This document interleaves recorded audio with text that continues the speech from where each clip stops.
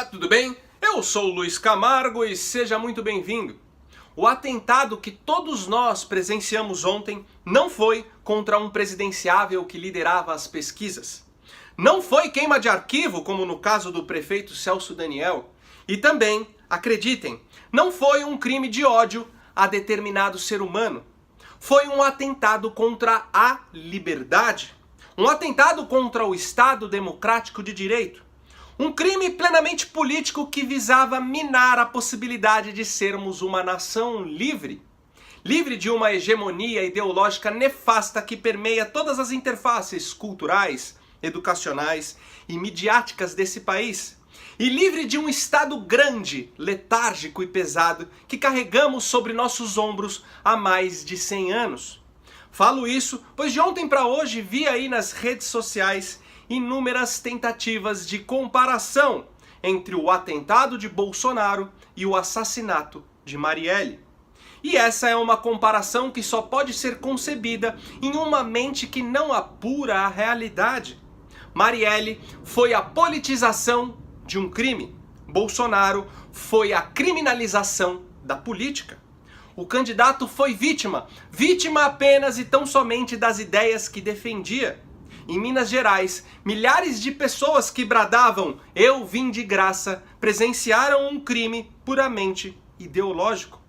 Mas agora, depois aí do susto e com a cabeça mais tranquila, podemos apurar que essa facada traz consigo grandes verdades ditas pelo Bolsonaro nos últimos 10 anos. Verdades essas que a esquerda tenta a todo custo esconder ou ridicularizar. O algoz do candidato não foi a tal vítima da sociedade, tão celebrada e defendida aí pelos seus opositores. Adélio, além de militante de esquerda, daqueles que repetem como papagaios frases do tipo Lula livre, fora Temer e fascistas não passarão, é também um acadêmico formado em pedagogia pela Universidade Federal de Viçosa e ex-filiado do PSOL. O que desmonta completamente o discurso vitimista e preconceituoso de que bandidos são negros, pobres, que vivem na periferia sem oportunidades. Bolsonaro também não foi vítima de uma arma de fogo. O bandido, quando quer cometer seu delito, arruma um jeito, seja com uma arma ilegal, seja com facas, paus ou pedras. O que tenho plena convicção é que ninguém premedita um crime tensionando usar uma arma devidamente legal e registrada. O que prova que o desarmamento civil só desprotegeu o cidadão que respeita a lei. O bandido continua armado, só que agora muito mais audacioso perante uma população melindrada que não pode se defender.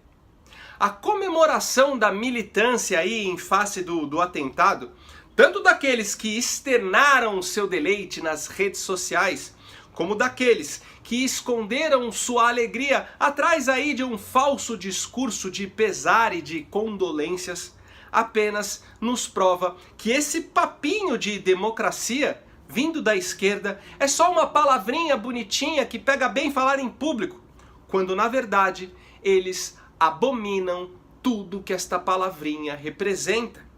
Eles nunca respeitaram o regime democrático. Sempre lutaram por uma ditadura de ideias e costumes. Nem que para isso tivessem que matar, saquear ou sequestrar. Não podemos jamais esquecer que era essa a ideologia combatida pelo regime militar. Meu amigo, os presos políticos de 64 só lutaram por democracia na novela da Globo. Mas vimos também alguns célebres representantes da esquerda, como a ex-guerrilheira, ex-terrorista e ex-presidente Dilma Rousseff, emitindo opiniões que tentavam responsabilizar o Bolsonaro pelo crime, dizendo que o mesmo estimulava o discurso de ódio e tal.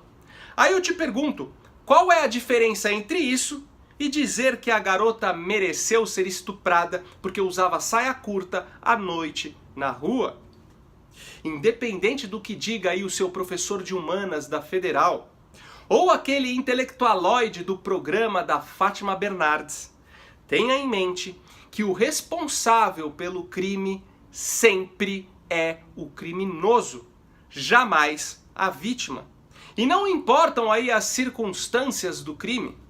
Bom, o fato é que a esquerda brasileira nos últimos anos cometeu erros estratégicos que fariam Stalin condenar todos à morte por traição.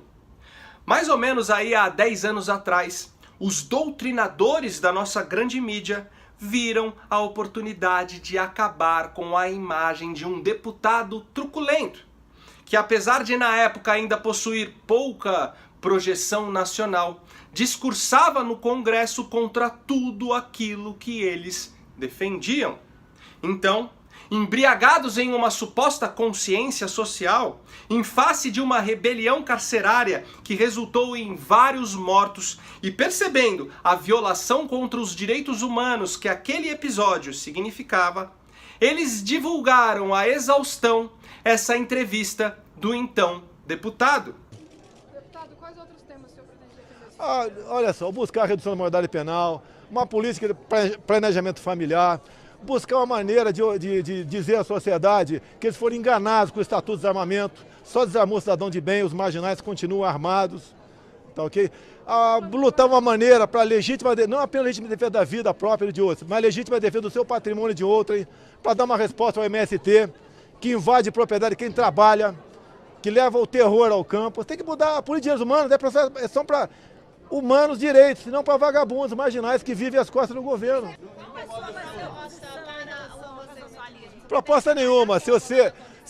Por exemplo, se um homossexual for maltratado, violentado, a pena é o mesmo, né, para a pessoa que violentar ou maltratar um heterossexual, porque eles vão ter agora superpoderes, eles são semideuses. Qualquer problema que acontece, né, o elemento está assaltando, está roubando, e de repente descobre que ele é homossexual e é morto, é homofobia. Isso não existe. Eles entendem como retrocesso. Olha, não é porque o cara faz sexo com seu órgão excretor, ele vai ter que ser melhor do que os outros. Mas tá de brincadeira, pô. O senhor não pretende trabalhar para as minorias? Minoria? Que minoria? Dá exemplo de minoria. Negro? Qual a diferença minha para um negro? Qual a diferença minha para um negro?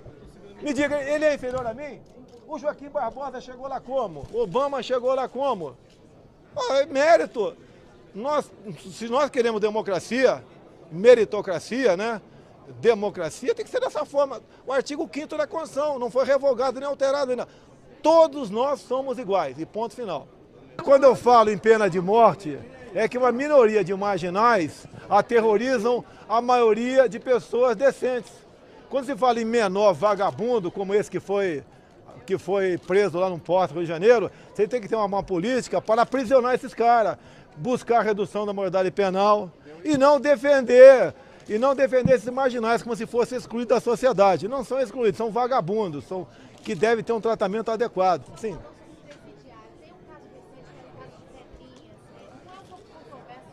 Não. É a única coisa boa do Maranhão é o presídio de Pedrinhas. É só você não estuprar, não sequestrar, não praticar latrocínio que tu não vai pra lá, porra. Acabou. Tem que dar vida boa pra aqueles canalhas. Eles fodem nós a vida toda. E daí que nós trabalhadores vamos manter esses caras presos uma vida boa. E tem que se fuder, acabou. Acabou, porra. É a minha ideia. Só que o tiro saiu pela culatra. Este deputado, um capitão da reserva do exército, externou tudo aquilo que estava engasgado na garganta do povo, e ainda falando de um jeito que o povão entende.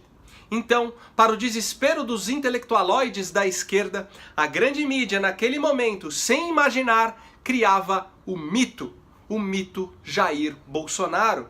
Depois disso, a imprensa nacional colocou a sua cabeça a prêmio entre os jornalistas. Foi porrada atrás de porrada.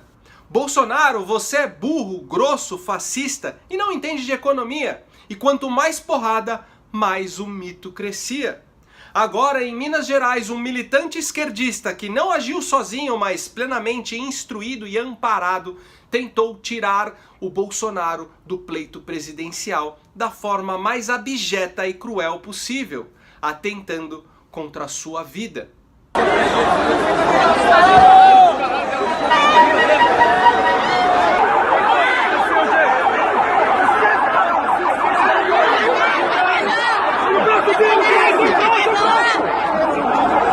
Só que a faca que não matou o mito o elegeu presidente desse país.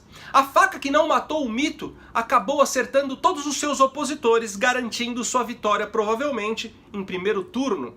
O Eduardo Bolsonaro disse aí nas suas redes sociais que quando seu pai estava indo para o hospital, ele sentiu o pé formigar. Nesse momento, Bolsonaro sabia que isso era um prenúncio de morte por hemorragia. E nessa hora, orou para Deus que se sua missão aqui já tivesse sido cumprida, que ele poderia levá-lo. Do contrário, que o deixasse ficar aqui a salvo para cumpri-la. E para finalizar, eu só posso dizer, capitão, conte conosco, conte com a nossa oração. Eu não sou o Cabo Daciolo, mas declaro em nome de Jesus que você terá uma recuperação recorde. E conte conosco também no dia 7 de outubro. Vamos apertar 17 e confirmar, pois missão dada, missão cumprida, tá ok?